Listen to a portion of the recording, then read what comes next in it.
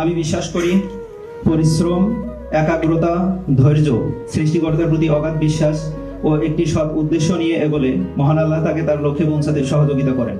আসসালামু আলাইকুম ওয়া রাহমাতুল্লাহি ওয়া বারাকাতুহু।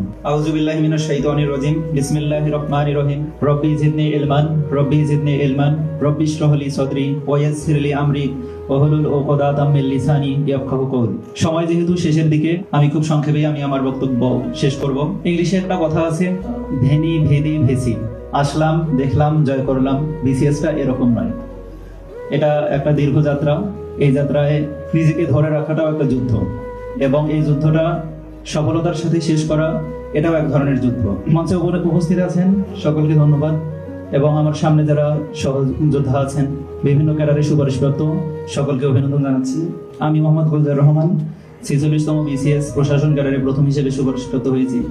আমি জগন্নাথ বিশ্ববিদ্যালয়ের সমাজ বিজ্ঞান বিভাগের একজন শিক্ষার্থী ছিলাম। আমি বক্তব্যের শুরুতেই কৃতজ্ঞতা জ্ঞাপন করছি মহান আল্লাহ তাআলার প্রতি, যার অশেষ দয়া, রহমত এবং বরকতে আমি বিসিএস প্রশাসন ক্যাডারে সুপারিশপ্রাপ্ত হয়েছি। সেই সাথে কৃতজ্ঞতা জ্ঞাপন করছি আমার জীবনের সকল শিক্ষক, আমার বাবা মা, এবং কনফিডেন্সের সাথে যেহেতু যুক্ত ছিলাম, এই কোচিংয়ের যারা সংশ্লিষ্ট আছে তাদের সকলের প্রতি আমি কৃতজ্ঞ।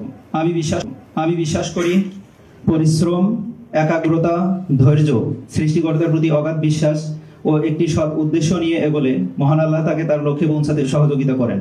আমি ঠিক সেই পথেরই একজন পথিক ছিলাম, স্বপ্নিক এক তরুণ ছিলাম আমি। আজও আমি স্বপ্ন দেখি আমার প্রাপ্তিকে প্রায়োগিক ক্ষেত্রে সার্থক করে তোলার। মানুষ তার স্বপ্নের সমান নয়, বরং স্বপ্নের চাইতেও বড়। তাই আমার বিসিএস যাত্রার স্বপ্ন পূরণ হওয়ার পর আমি আবার নতুন করে স্বপ্ন দেখি সুন্দর ব্যক্তি ও কর্মজীবনের, দেখি সুন্দর ও নির্মল সমাজ, জাতি তথা দেশ গঠনের। আমি বর্তমানে সামরিক ভূমি ও ক্যান্টনমেন্ট অধিদপ্তর কর্তৃক পরিচালিত শিক্ষা প্রতিষ্ঠান বাইজিদ বোস্তামি ক্যান্টনমেন্ট বোর্ড উচ্চ বিদ্যালয়ে একজন শিক্ষক হিসেবে কর্মরত। আমার রেজাল্ট হওয়ার পর সেখানকার যিনি commander, station commander Mahbubur Rahman Shikder sir আমাকে অ্যাপয়েন্টমেন্ট দিলেন দেখা করার জন্য। অনেক খুশি হয়েছিলেন ওনারা। তো ওনার সাথে অনেকক্ষণ কথা বলেছি, খুবই ভালো লাগছে। উনি একটা কথা বলছেন, তার কথাটা আমি কোট করতেছি, ওয়াটার ওয়াটার ওয়াটার এভরিহোয়ার, নর এনি ড্রপ টু ড্রিঙ্ক। এটা দ্বারা উনি আমাকে এটা বুঝিয়েছেন, অফিসার অনেক আছে, কিন্তু সৎ, দক্ষ এবং স্মার্ট অফিসার খুবই কম আছে। অফিসারের অভাব নেই। প্রত্যেক বছরে বিসিএস হচ্ছে, অফিসার আসতেছে, আরও আসবে, কিন্তু সততার সাথে, দক্ষতার সাথে তারা সৎ এবং দক্ষ অফিসার খুবই কমই পাওয়া যায়। এই কথাটা উনি বলেছিলেন। তো এটা আমার ভালো লেগেছে এবং আমি এখানে কোট করলাম। আর একটা কথা ছিল, আমার কলেজের একজন সহকারী অধ্যাপক স্যার সিদ্দিকুল মৌলানা স্যার, উনি একটা কথা বলেছিলেন যে মহান আল্লাহ তাআলা আমাকে বলছিলেন বিশেষ করে, যে মহান আল্লাহ তাআলা তোমাকে এই নিয়ামত দান করেছেন, এটাকে নিয়ামত হিসেবে ধরে নেবা এবং কখনোই এর খেয়ানত করবে না। যত বড় পদ তত বড় দায়িত্ব, যত বড় পদ তত বড় দায়বদ্ধতা।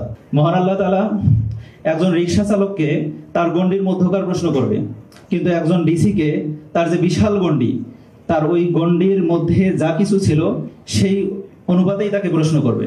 সুতরাং আমরা যারা মুসলিম আছি, আমাদের অবশ্যই দুনিয়ার জীবনকে আখিরাতের জীবনটাকে, দুনিয়ার জীবন তো আমাদের থাকবেই, এইটা যাতে আখিরাতের জীবনকে নষ্ট না করে দেয়। পবিত্র কোরআনের 103 নম্বর সূরা আল আসর, এইখানে মহান আল্লাহ তাআলা বলেছেন ওয়াল আসর, সময়ের শপথ, ইন্নাল ইনসানা লাফি খুসর, নিশ্চয়ই প্রত্যেক মানুষ ক্ষতির মধ্যে আছে।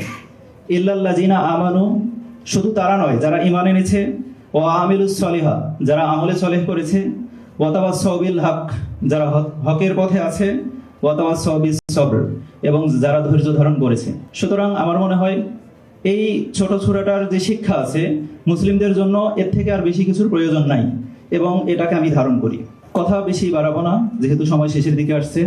আমরা যারা সুপারিশপ্রাপ্ত হয়েছি এবং এখানে উপস্থিত আছি এবং যারা এখানে উপস্থিত নাই, সবাই যাতে আমাদের নিজেদের দায়িত্বটাকে সুন্দর মতো পালন করতে পারি এবং দেশকে সত্যিকার অর্থে কিছু দিতে পারি, এই প্রত্যাশা ব্যক্ত করে আমি আমার সংক্ষিপ্ত বক্তব্য এখানেই শেষ করছি। আসসালামু আলাইকুম।